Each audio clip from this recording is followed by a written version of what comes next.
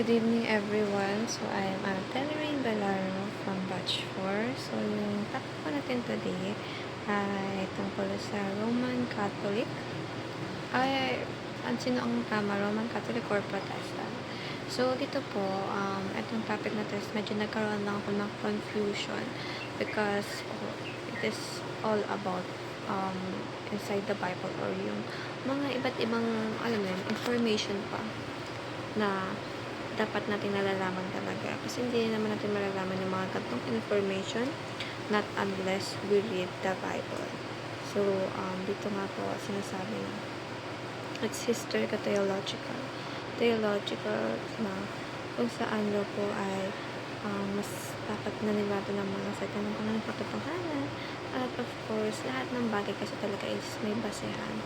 Na dapat lahat ng mga sinasabi natin, although yung mga ganito yung mga pagka-devotion natin, kailangan ang mga salitang ginagamit or sinasabi natin ay it should be based on facts, not on opinions. Because when we say facts po, ibig sabihin meron siyang basehan, meron siyang pinagmulan na kung saan ito ay makatotohanan. But when we say opinionated, sa atin ang galing. Kumbaga, saan mo napulot yung ganang impormasyon na yan? Wala, sa akin lang, opinion ko lang. Which is wrong. Kaya kailangan lahat ng mga sinasabi natin ay connected sa Biblia. Alam na, napaka-sacred ng salita ng Panginoon. Lahat ng sinasabi natin dito ay mahalaga. Lahat ng mga nababasa natin dito, lahat ng napapanood natin dito ay dapat na naiintindihan natin ng tama. Na kung saan, hindi magkakaroon ng misconception. Dahil usually dyan nagkakaroon ng argument. Dahil we tend to, mas intindihin yung bagay na nanggagaling sa atin dahil mas, syempre, yun yung pagkakaunawa natin. Pero di din alam.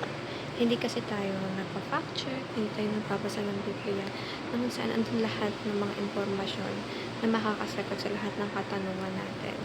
Kaya dapat there's no room sa mga bagay na pinag-aarguhan natin sa mga bagay dahil ang lahat ng sinasabi ng Biblia ay makatotohanan na kung saan dito dapat natin ito pinagbabasihan kung saan dapat lahat ng mga sinasabi natin ay tungkol sa Biblia, connected sa Biblia at higit sa lahat galing sa Biblia dahil ito ay salita ng Panginoon.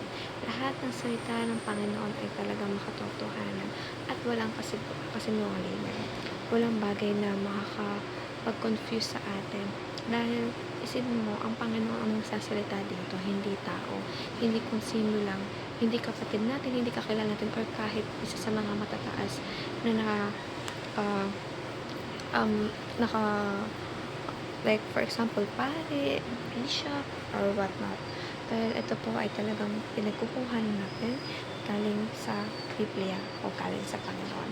Kaya dapat kung kaya natin pinapahalaga ng Lord, kaya natin papahalagahan yung salita niya ng salanon, mas magkaroon pa ng value at mas maraming makaunawa nito at mabigyan ng kahalagahan upang mas maraming tao pa ang mas mahila natin sa pagmamahal ng Panginoon.